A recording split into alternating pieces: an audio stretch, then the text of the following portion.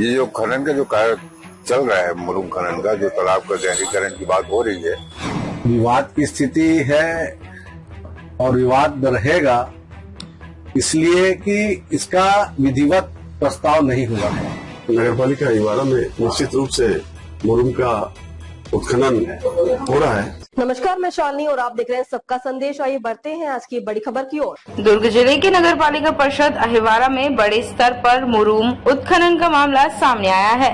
बताया जा रहा है कि पालिका के सीएमओ और अध्यक्ष की मिलीभगत में ये गोरख धंधा संचालित हो रहा है। दरअसल तालाब खनन का प्रस्ताव पुराना है, जिस पर पुनः प्रस्ताव किया जाना चाहिए था। वह भी सामान्य सभा और पीआईसी में प्रस्ताव पास कर खनन किया जाता। जबकि जानकारों का कहना है कि इतने बड़े स्तर पर जहां हजारों घन मीटर की खुदाई कर लाखों के राजस्व वाले तालाब की खुदाई के प्रस्ताव को सामान्य सभा में पास किया जाना आवश्यक है। नगरपालिका परिषद का यह खनन मामला अब जिले के राजनीतिक गलियारों में सुर्खियां बनता नजर आ रहा है, क्योंकि बरसों पुराने तालाब को खनन कारोबारियों के द्वारा 3-3 चेन माउंटेन मशीन की सहायता से खोदा जा रहा है। पूर्व अध्यक्ष नटवर ताम्रकार और वर्तमान उपाध्यक्ष अशोक बाफना के साथ पार्षद ईश्वर शर्मा का कहना है कि वह पीआईसी सदस्यों और पार्षदों को गुमराह कर नियम कानूनों को ताक पर रखकर खनन का कार्य किया जा रहा है। ये जो खनन का जो कार्य चल रहा है, मुरुम खनन का, जो तालाब का गहरीकरण की बात हो रही है, तो वो तालाब की सफाई की बात हुई थी और न ही ये पीआईसी में मुद्दा आया था और न ही सामान्य सभा के बैठक में किसी प्रकार का प्रस्ताव आया गया।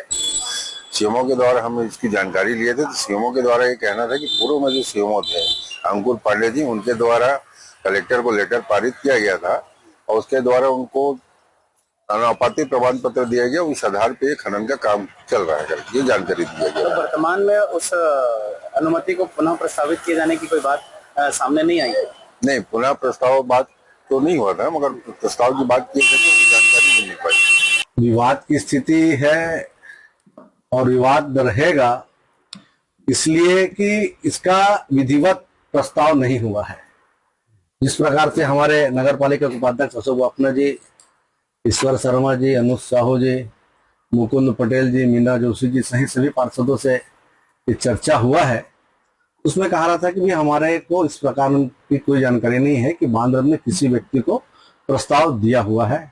तो बिना प्रस्ताव का और बिना परिषद की जानकारी का किसी को आप मुरुम उत्खनन पे एनओसी दे देना, ये सरासर गलत है और सरकार को इस पे संज्ञान लेनी चाहिए। भारतीय जनता पार्टी की हमारी सरकार है और हम नहीं चाहते कि किसी भी क्षेत्र पे भ्रष्टाचार हो, और ये भ्रष्टाचार का बहुत बड़ा मामला है कि बिना परिषद की जानकारी के यहाँ पर प्रस्ताव दिया गया है। और माइनिंग ने भी परिषद की बिना कॉपी दिए देखे किस कैसे उनको रॉयल्टी इशू कर दी, ये माइनिंग के अधिकारियों के ऊपर भी संदेश।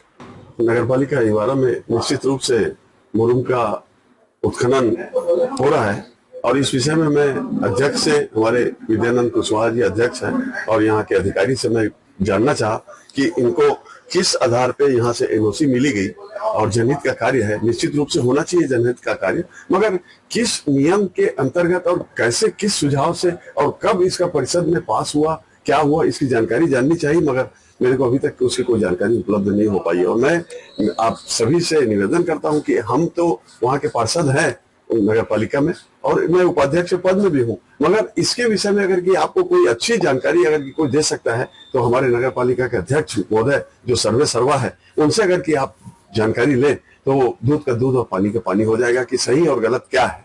कहीं ना कहीं पार्षदों और परिषद के सदस्यों को गुमराह करके इस तरह के काम को किए जाने की बात सामने दिखाई दे रही है। इस मैटर में तो खैर मुझको लगता है कि शायद हमारे अब्सेंट में ये निर्णय लिया गया है। मेरे को इस विषय में कोई जानकारी नहीं है, क्योंकि मुरुम का उत्खनन का जो मामला होता है या सौंदर्यकरण, तालाब का गहरीकरण का मामला होता है, वो एक वार्ड का नहीं होता है, वो पूरे नगर के लिए होता है। क्योंकि नगर के कोई भी व्यक्ति वहां पे निस्तारी के रूप में जाते हैं और अपने पशुपालन का भी, पशु लोगों को भी वहां पे साफ सफाई करना और कोई भी नहाने धोने का कार्य होता है, वो पूरे नगर के लिए होता है। तो निश्चित रूप से ये विषय जो है ये पीआईसी में तो आने का नहीं है, ये सामान्य सभा में ही इसको रखा जाता है। खबरों में अब तक के लिए बस इतना ही, फिर होगी आपसे मुलाकात। तब तक के लिए नमस्कार और देखते रहिए सबका संदेश।